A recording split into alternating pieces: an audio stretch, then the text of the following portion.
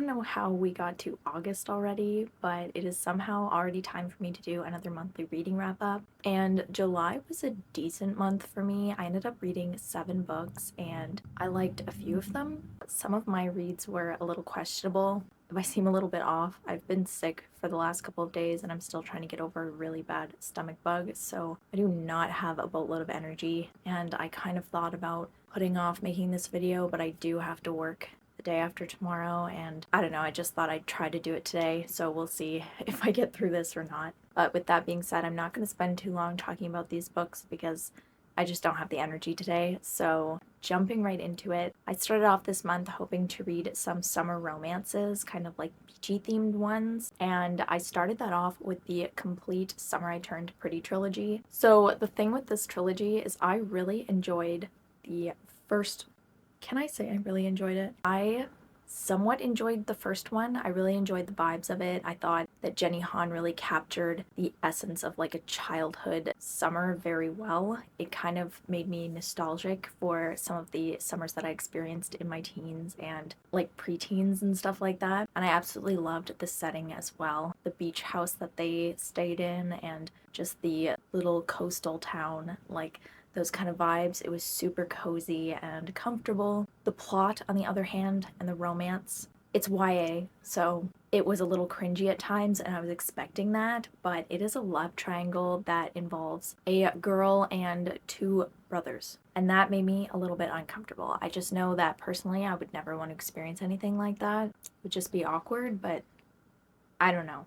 I also found too, I didn't really like the main character Belly. I just found her very bratty and selfish, and I was really hoping that maybe that would kind of change in the next novels and she'd get some character development and have a really good, like, character arc, I guess you could say. So I ended up rating the first one 3 stars, which brings us to the second book, It's Not Summer Without You. This one I rated 2 stars. So to me, the romance got more awkward and more cringy and just not it for me. And then also the vibes weren't as good as the first one, and neither was the setting. Just not as great. And then also Belly got, in my eyes, more bratty and more selfish and really pissed me off at the beginning of the book, and she didn't really redeem herself after that. So that really left a sour taste in my mouth, and I just was not vibing with this series anymore. And then we get to the third one, We'll Always Have Summer, and this one was also a 2-star for me. I didn't really like where it started and I didn't really like where it went. I found this was completely cringy as well. The ending left me wanting more and less all at the same time.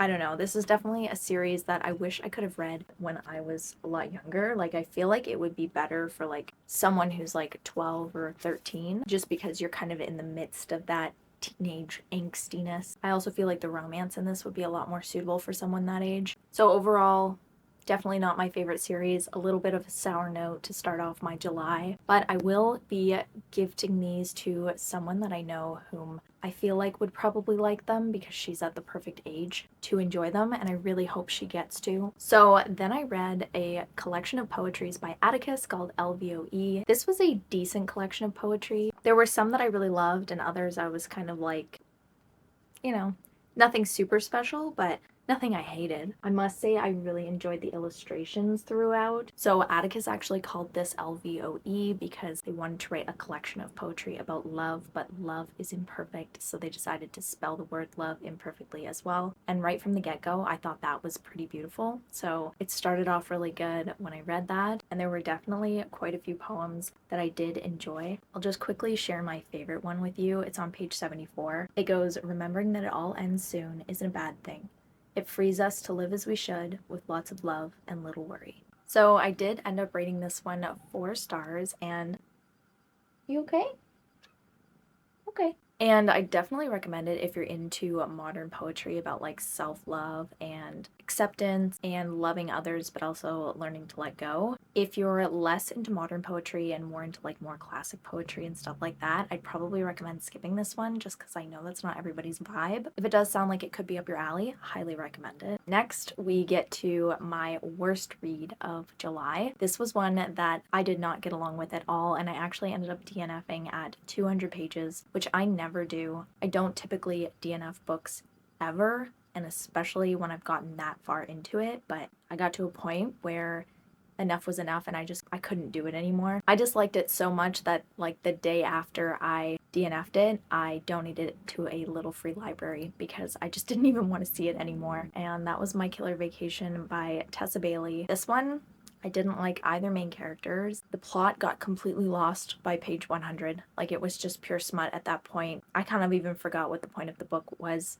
And it was supposed to be murder mystery, which normally is pretty engrossing, and you're always kind of wondering, okay, what happens next? Who did it? Why did they do it? That was completely lost. And if you're thinking, oh, well, maybe like she's just not into smut and that's why she didn't like it was not well written smut at all. It was so cringy and awkward and uncomfortable, and some of the scenes were happening in like public spaces, which is just not it for me. To each their own, right? But it's just definitely not for me, and I had to put it down and call it a day. So that one was 1 star, but I'm still counting that as a book that I read in July because I read 200 pages of that thing, and I'll be damned if that does not count towards my book count for this month, because I wasted a lot of time reading those 200 pages when I could have been reading 200 pages of something that I might actually enjoy. And speaking of something that I actually enjoyed was Beach Read by Emily Henry. This one was absolutely 5 stars. I loved the plot, I loved the main characters, but mostly the male love interest, and I rarely say that about the male characters in romance novels. I actually find romance is very, very hit or miss for me, and a lot of the times it's more of a miss because there's a very precise formula that you have to get right, and if you don't, it just misses the mark and ends up being kind of cringy. But this one was so good. I was very hesitant because of all of the hype surrounding it, and I'm obviously very late to this party. This book has been super popular for so long now, so it was finally time that I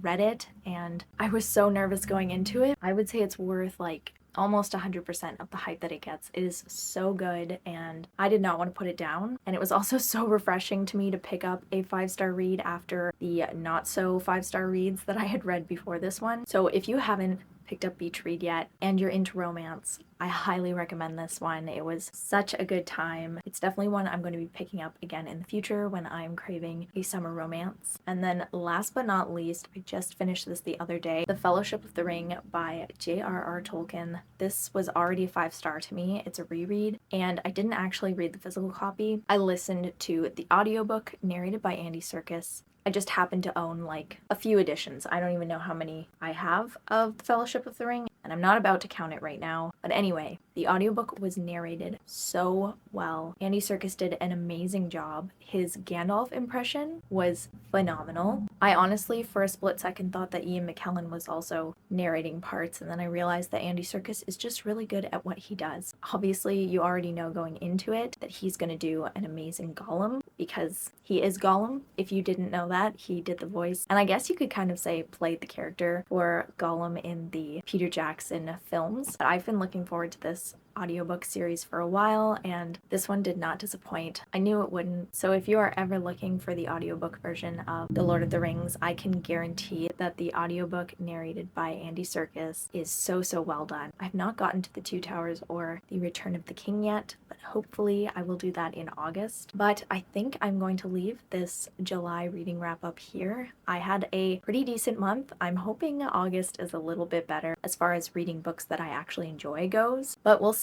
You never know. If I do end up reading the Two Towers and the Return of the King, though, I already know I'm gonna have at least 2 5-star reads, so that's at least something to look forward to. Let me know in the comments if you've read any of these books and what your thoughts were, and then also let me know what you read in July. I'm very curious to see if a lot of people went the romance route or used the summer to kind of get into a really good fantasy series. Let me know, because I always love to hear what other people are reading. But with that, I hope you have a great rest of your week, and happy reading.